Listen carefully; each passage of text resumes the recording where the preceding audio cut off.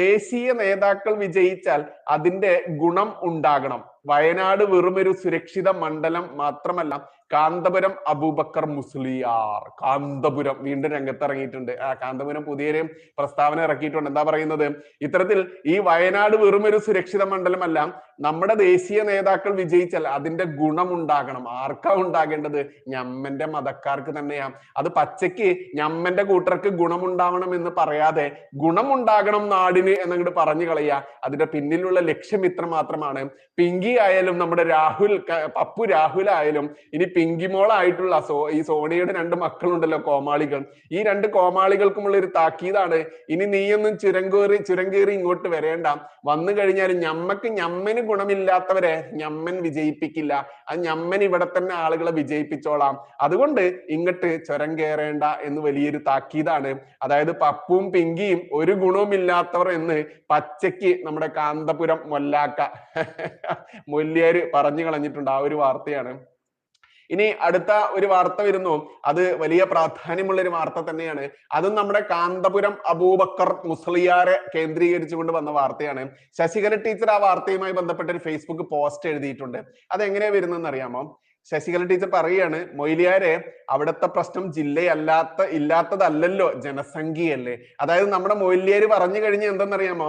കേരളത്തിലെ ജനസംഖ്യയുടെ 1/7 ഈ മലപ്പുറം ജില്ലയിലാണ്. അതായത് 47 ലക്ഷം, ഏകദേശം 50 ലക്ഷത്തോളം, അതായത് 3.5 കോടി ജനങ്ങൾ ഉള്ളതിനെ നമ്മൾ വിഭജിച്ചു കഴിഞ്ഞാൽ 1/7 എന്നുള്ള രീതിയിൽ 50 ലക്ഷം വെച്ച് കൂട്ടുകയാണെങ്കിൽ 50 ലക്ഷം 250 ലക്ഷം ആകുമ്പോൾ 1 കോടിയായി.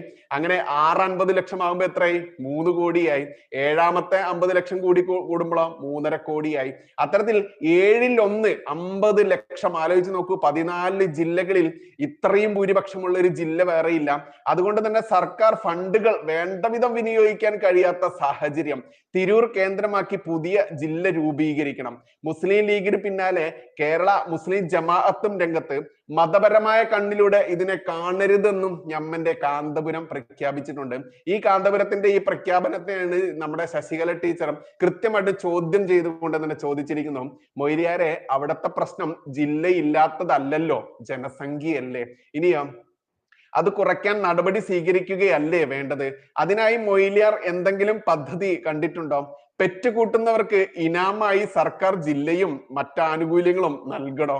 ഇവിടെ ഉള്ളത് പോരാതെ മൊയ്ലിയാര് വേറെ എവിടെ നിന്നൊക്കെയോ കൊണ്ടുവന്ന് ജനസംഖ്യാക്കുറവ് പരിഹരിക്കാൻ നോക്കുന്നുണ്ടല്ലോ. അത് ടീച്ചർ ഉദ്ദേശിച്ച് നമുക്കറിയാം. ഇവിടെ ബംഗാളികൾ എന്ന പേരിലും മറ്റുമൊക്കെ അതിഥി തൊഴിലാളികൾ എന്ന പേരിൽ കഴിയുന്ന, ഇവിടെയുള്ള അന്യ സംസ്ഥാന തൊഴിലാളികൾ എന്ന പേരിൽ കഴിയുന്ന ഇവറ്റകൾ റോഹിംഗ്യൻ മുസ്ലിംസ് ഉണ്ട്, ബംഗ്ലാദേശികളുണ്ട്, പാകിസ്ഥാനികളുണ്ട്, അഫ്ഗാനിസ്ഥാനികളുണ്ട് എന്നുള്ളതൊക്കെ കൃത്യമായിട്ട് നമ്മൾക്ക് എല്ലാവർക്കും അറിവുള്ളത് തന്നെയാണ്. അത് തന്നെയാണ് ശശികല ടീച്ചർ ചോദിച്ചത്. പെറ്റുകൂട്ടുന്നവർക്ക് ഇനാമായി സർക്കാർ ജില്ലയും മറ്റാനുകൂല്യങ്ങളും നൽകണം. ഇവിടെയുള്ളത് പോരാതെ മൊയ്ലിയാര് വേറെ എവിടെ നിന്നൊക്കെയോ കൊണ്ടുവന്ന് ജനസംഖ്യാക്കുറവ് പരിഹരിക്കാൻ നോക്കുന്നുമുണ്ട്. രാഷ്ട്ര നയത്തിന് വിരുദ്ധമായി മലപ്പുറത്ത് സംഭവിക്കുന്ന ജനസംഖ്യ കുറയാ എന്നതിൽ സംസ്ഥാന സർക്കാരുകൾ പരാജയപ്പെട്ട സ്ഥിതിക്ക്, അതായത് ജനസംഖ്യ കുറയ്ക്കുന്നതിൽ സംസ്ഥാന സർക്കാരുകൾ പരാജയപ്പെട്ട സ്ഥിതിക്ക് മലപ്പുറം കേന്ദ്ര ഭരണ പ്രദേശമാക്കിയാൽ പരിഹാരമുണ്ടോ? അന്യായമായ ജനസംഖ്യ. ബൈ കാന്തപുരവും നോളജ് സിറ്റിയും രണ്ടും കോഴിക്കോട് ജില്ലയിലാണ്. പക്ഷെ മൊയ്ലിയാർക്ക് ആശങ്ക മലപ്പുറത്തെ പറ്റിയും. അതെന്താണാവോ? അങ്ങനെയാണ് ശശികല ടീച്ചറുടെ ആ ഒരു പോസ്റ്റ് വരുന്നത്. ഇത് വരും നാളുകളിൽ വലിയ വിവാദമാവുന്ന ഒരു കാര്യം തന്നെയാണ്. കാരണം മലപ്പുറം ജില്ലയെ വെട്ടിമുറിച്ച് അടുത്തൊരു ജില്ല കൂടി ഉണ്ടാക്കണമെന്ന് പറഞ്ഞ് രംഗത്ത് വരവ് തുടങ്ങിയിട്ട് കുറെ ആയിട്ടുണ്ട്. ഇത് ആദ്യം പറഞ്ഞത് ആരാണ്? മുസ്ലിം ലീഗ് ആണോ അതോ SDP ആണോ എന്നുള്ളൊരു വലിയ തർക്കമുണ്ട്. ഇന്നിപ്പോൾ നമ്മുടെ ജമാഅത്തെ ഇസ്ലാമി കഴിഞ്ഞിട്ട് നമ്മുടെ കാന്തപുരം അബൂബക്കർ മുസ്ലിയാർ കോഴിക്കോട് ഇരുന്നിട്ട് പ്രസ്താവിച്ചിട്ടുണ്ട്, ഞമ്മൻ കോഴിക്കോടായി ഇരിക്കുന്നത്, പക്ഷെ മലപ്പുറത്ത് 50 ലക്ഷത്തോളം ജനസംഖ്യയായി, ഇനി വെട്ടിമുറിക്കണം. എന്തിനാ ഇവർ ഈ മലപ്പുറം വെട്ടിമുറിക്കുന്നതെന്ന് പറയുമോ? ആരെങ്കിലും ചിന്തിച്ചിട്ടുണ്ടോ? മറ്റൊന്നുകൊണ്ടുമല്ലെന്നേ, ഒരു ജില്ല കൂടി വെട്ടിമുറിച്ചു കഴിഞ്ഞാൽ അവിടെ കുറച്ച് നിയമസഭാ മണ്ഡലങ്ങൾ ഉണ്ടാവും. പിന്നെയോ കുറെ സ്കൂളുകൾ ഉണ്ടാക്കാം, കുറെ കോളേജുകൾ ഉണ്ടാക്കാം, കുറെ അങ്ങനെ വികസനം എന്ന് പറഞ്ഞാൽ ആ ജില്ലയ്ക്ക് ഒരുപാട് സംഭവങ്ങൾ അങ്ങോട്ട് ഒഴുകി വരും. അപ്പോൾ തിരൂർ കേന്ദ്രീകരിച്ചിട്ടാണ് വേണ്ടത്. തിരൂർ കേന്ദ്രീകരിച്ചിട്ടുള്ള ആ ഏരിയ എന്താണ് എന്നുള്ളത് പറഞ്ഞാൽ നിങ്ങൾക്ക് തന്നെ അറിയാലോ. എന്താണ്? ഞമ്മൻ പെരുകി ജീവിക്കുന്നതാ. അപ്പൊ ഞമ്മന്റെ പെരുകലിന് പെരുകി വീണ്ടും പല ജില്ലകളും വെട്ടിമുറിക്കേണ്ടി വരും. പിന്നെയോ വെട്ടിമുറിച്ച് വെട്ടിമുറിച്ച് അവസാനം പുതിയൊരു സംസ്ഥാനം തന്നെ ഉണ്ടാക്കേണ്ട അവസ്ഥയിലേക്കും എത്തും. അത് തന്നെയാണ് കട്ടിംഗ് സൗത്ത് എന്ന് പറഞ്ഞുകൊണ്ട് ഇവനൊക്കെ എഴുതി വെച്ചിട്ടുണ്ട് കുറെ മുൻപ്. ഓടുന്ന നായ്ക്ക് ഒരു മുഴം മുൻപേ എന്നുള്ള ഇവന്റെയൊക്കെ ആ വാലുപൊക്കൽ കണ്ടപ്പോൾ തന്നെ നമ്മൾക്കൊക്കെ മനസ്സിലായതാണ്. കേരളം വെട്ടിമുറിച്ച് പുതിയൊരു സംസ്ഥാനമാക്കണം. ആ സംസ്ഥാനം പറ്റുമെങ്കിൽ ഞമ്മന്റെ ബംഗ്ലാദേശിനോടോ അല്ലെങ്കിൽ പാകിസ്ഥാനിനോടോ ഒക്കെയാണ് കൂട്ടിച്ചേർത്താലും വേണ്ടില്ല, ഞമ്മക്ക് സ്വതന്ത്ര ഇസ്ലാമിക രാജ്യമാക്കി മാറ്റണം എന്നൊക്കെ ഭാവിയിൽ കലാപം പൊട്ടിപ്പുറപ്പെടാനുള്ള തുടക്കമാണ് ഇത് എന്നുള്ളത് കൊണ്ട് തന്നെ ഇതിന്റെ അപകടം ഭവിഷ്യത്ത് നമുക്ക് അറിയുന്നത് കൊണ്ട് തന്നെ ഇതിന്റെ പ്രാധാന്യം വരുന്ന ആളുകളിൽ അതിപ്രസരമായി തന്നെ ഉയരും എന്നുള്ളത് യാഥാർത്ഥ്യമാണ്. ഇനി അടുത്ത വാർത്ത വരികയാണ്. ഈ പാർട്ടിയെ കുറിച്ച് നിങ്ങൾക്ക് ഒരു ചുക്കും ചുണ്ണാമ്പും അറിയില്ല എന്നുള്ളൊരു ഒരു ഡയലോഗ് നിങ്ങൾ കേട്ടാൽ എങ്ങനെയിരിക്കും? ഗംഭീരമല്ലേ?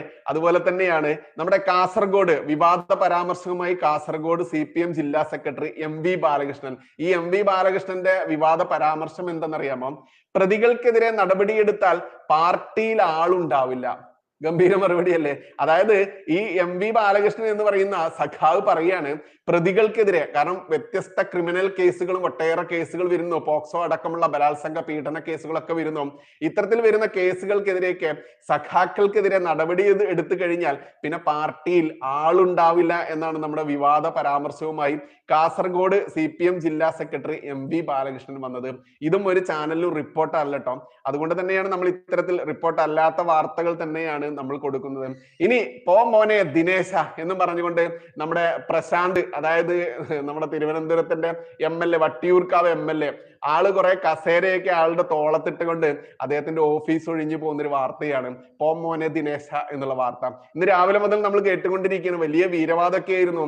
എന്താണ്, വടിവാളും കത്തിയും AK-47 ഒക്കെ ഉണ്ട്, ഞാൻ ഇവിടെ നിന്ന് ഒഴിയില്ല, മാർച്ച് വരെ ഞാൻ വാടക അടിച്ചിട്ടുണ്ട് എന്നൊക്കെ വലിയ വായിൽ നിലവിളിച്ച് പിന്നീടാണ് നമ്മൾ അറിഞ്ഞത് വെറും മാസത്തിൽ 872 രൂപയാണ് ഈ ചങ്ങാതി ഇവന്റെ MLA ആ ഓഫീസിന് വേണ്ടി ഉപയോഗിക്കുന്ന കോർപ്പറേഷന്റെ ബിൽഡിങ്ങിന് വാടക കൊടുക്കുന്നതെന്നും അതിൽ തന്നെ ഒരുപാട് വർഷത്തെ പെൻഡിങ് ഉണ്ടായിരുന്നു എന്നുള്ളത് നമ്മൾ കണ്ടു.